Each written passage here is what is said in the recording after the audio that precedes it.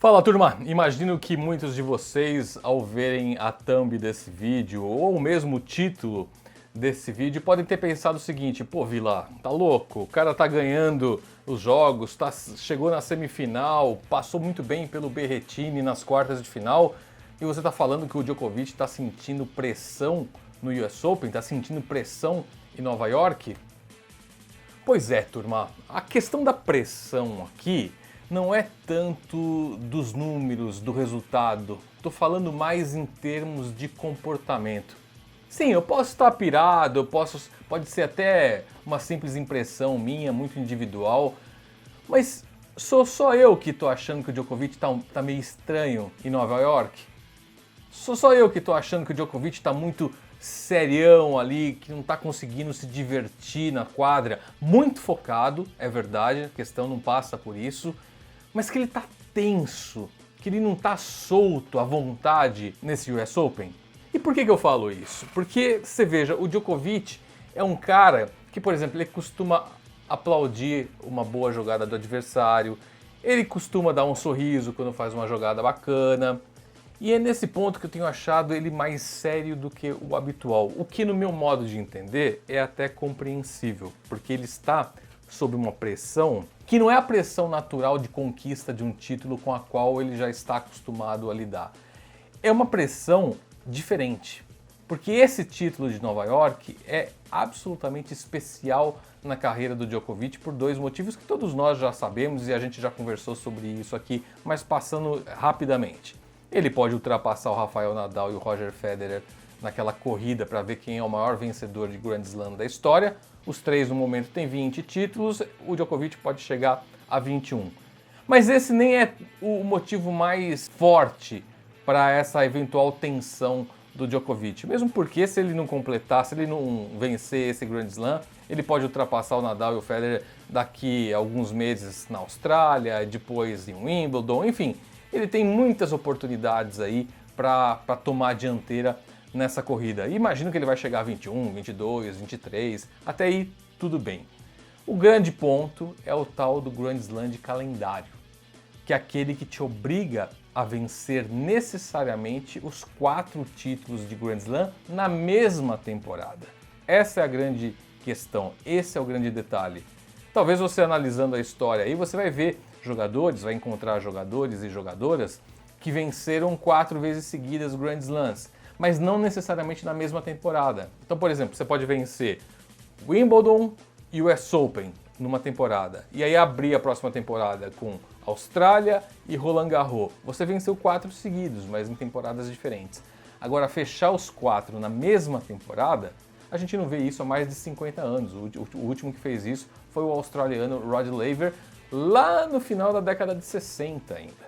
Então essa pressão por uma conquista tão complexa é que eu acho que está mexendo um pouquinho, não com a cabeça do Djokovic, porque ele tem uma cabeça espetacular, mas com esse fato dele não conseguir se divertir na quadra. Tá extremamente sério, mais focado e sentindo mais essa pressão do que o habitual.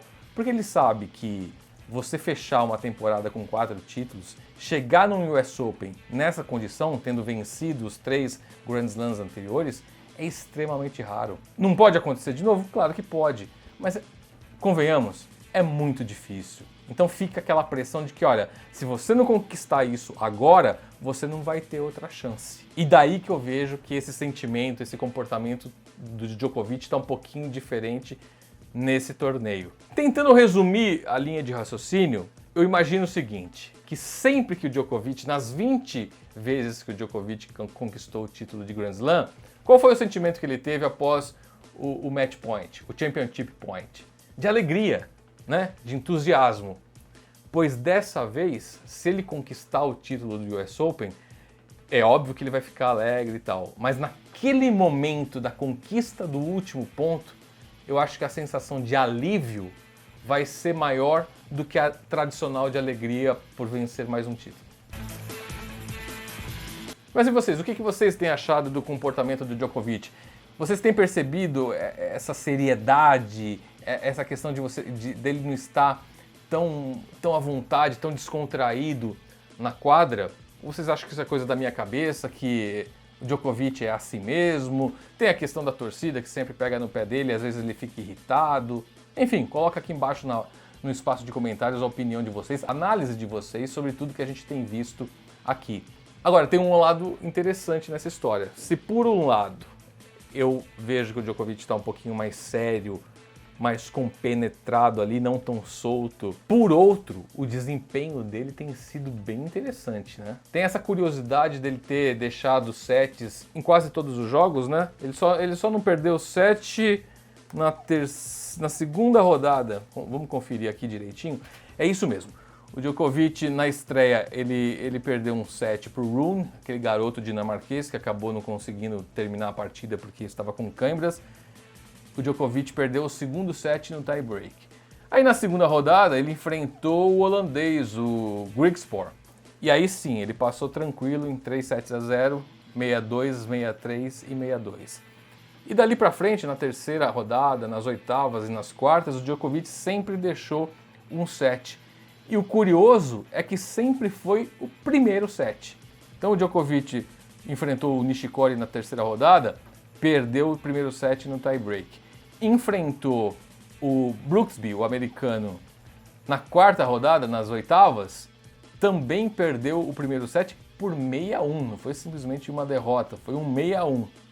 E na última partida, nas quartas, contra o Matteo Berrettini, o italiano, o Djokovic perdeu o primeiro set por 7-5. Sabe qual foi a outra impressão que eu fiquei? É que o Djokovic entra no primeiro set, não é que ele não queira ganhar, evidentemente que ele joga para ganhar, mas que ele usa o primeiro set meio que para entender o adversário, para entender o jogo. Então ele analisa o primeiro set, perdi? Tá, então eu vou ter que jogar assim, assim, assim, a minha estratégia é essa, e de 0 a 10 no meu nível de tênis eu vou ter que colocar aqui 7. E aí ele volta e joga desse jeito e atropela nos sets seguintes. Foi exatamente isso que ele fez nesses 3 jogos. Então vocês vejam, contra o Nishikori, ele perdeu o primeiro set no tie-break, depois fez 6-3, 6-3, 6-2. Tranquilaço. Na sequência, contra o Brooksby, ele tomou 6-1 no primeiro set, depois 6-3, 6-2, 6-2. Tranquilaço. E contra o Berrettini, que em tese seria o jogo... Em tese não, né? Na prática também o jogo mais complicado. Ele leva de 7-5 no primeiro set, bastante equilibrado também. E depois vai lá pro banco, pensa na estratégia de jogo, muda a chavinha e quando volta... 6-2, 6-2, 6-3. É sempre assim, 6-2, 6-2, 6-3, 6-3, 6-3, 6-2. Sempre nessa toada. Então veja só, o Berrettini, no primeiro set, ele ganhou 7 games. E no resto da partida, ele ganhou 7 games. Então perceba que quando o Djokovic entende o jogo, coloca na cabeça dele a estratégia e o nível de tênis que ele precisa jogar para bater aquele adversário, ele vai lá e atropela. Pô, Vila, mas você acha que é isso que vai acontecer contra o Zverev na semifinal? Olha, não. Pode acontecer? É evidente que pode, mas não é isso que eu espero. E teve um detalhe que eu achei muito interessante na coletiva do Djokovic após a partida contra o Berrettini, que ele foi indagado sobre a questão do último jogo que eles se enfrentaram lá em Tóquio, na semifinal dos Jogos Olímpicos, e foi um jogo muito louco, né? Se vocês não lembram, o Djokovic, melhor de 3, o Djokovic fez 6-1 no primeiro set, tranquilão, foi para o segundo set, fez 3-2 com o saque, ou seja, ele já tinha uma quebra, era só manter e fechar o jogo. A partir desse 3-2, ele não só perdeu o serviço, como ele perdeu 8 games seguidos. Eu lembro que eu fiz a conta para vocês, dos últimos 11 games disputados naquela partida, o Djokovic ganhou apenas 1. Ou seja, uma situação absolutamente incomum, atípica, eu diria para vocês até estranha. No final do jogo, ele alegou que ele estava com uma dor, com um problema no ombro. Mas o que eu achei estranho na coletiva do Djokovic agora no US Open após a vitória contra o Berrettini? Ao falar sobre isso, ele em momento algum falou da contusão, falou do problema no ombro. Ele falou do jogo, ele falou do placar, ele falou que o resultado foi estranho, só que ele atribuiu ao mérito do Zverev, ao fato do Zverev ter conseguido mudar o jeito de jogar no segundo set, a vitória do alemão. Em momento algum ele falou assim, ele poderia muito bem ter falado, pô, infelizmente o Alexander de fato jogou muito bem, mudou o estilo de jogo, o saque dele encaixou melhor e infelizmente eu tive aquele problema no ombro que me limitou e me impediu de continuar produzindo em alto nível. Ele poderia ter falado isso, mas não, em momento algum ele citou a questão do ombro, atribuiu única e exclusivamente ao estilo de jogo, a mudança de estilo de jogo do Zverev, o resultado na semifinal. Então, se o Djokovic, como a gente tem visto aqui, consegue analisar o jogo e mudar a chavinha para um estilo capaz de levá-lo a vitórias relativamente tranquilas, como a gente viu aqui nos últimos 3 jogos, o Zverev mostrou isso também. O Zverev conseguiu exatamente isso contra o Djokovic. Perdeu o primeiro set de uma forma até feia, né? 6-1, e depois teve uma leitura interessante de jogo e conseguiu reverter isso. Então hoje, o Zverev é um dos raros casos de jogador que, pelo nível que está invicto aí desde da medalha de ouro nos Jogos Olímpicos, é um dos poucos que tem condições claras de interromper esse caminho do Djokovic para o Grand Slam de calendário. Então o que a gente pode esperar desse jogo das semifinais? Nada menos do que um baita clássico, um baita jogo. Mas de novo, turma, o que vocês estão imaginando de tudo isso? Que análise que vocês fazem do momento do Djokovic, do momento do Zverev? Coloca tudo aqui embaixo, que eu quero trocar essa ideia com vocês, como a gente tem feito sempre, né, nos vídeos publicados aqui no Papo Reto. E aí é aquele recadinho, claro, se você curte esse conteúdo de esporte, se você curte esse conteúdo voltado especialmente para tênis, custa nada. Dá um like pra gente aí, se inscreve aqui no canal se você curtiu, se você acha que a gente trouxe alguma informação, alguma reflexão, alguma análise pertinentes. Se junta aqui com a gente, vamos bater esse papo, vamos trocar essas ideias e vamos fazer crescer essa comunidade do tênis no YouTube. Tá bom? Turma, mais uma vez obrigado pela companhia e até o próximo Papo Reto.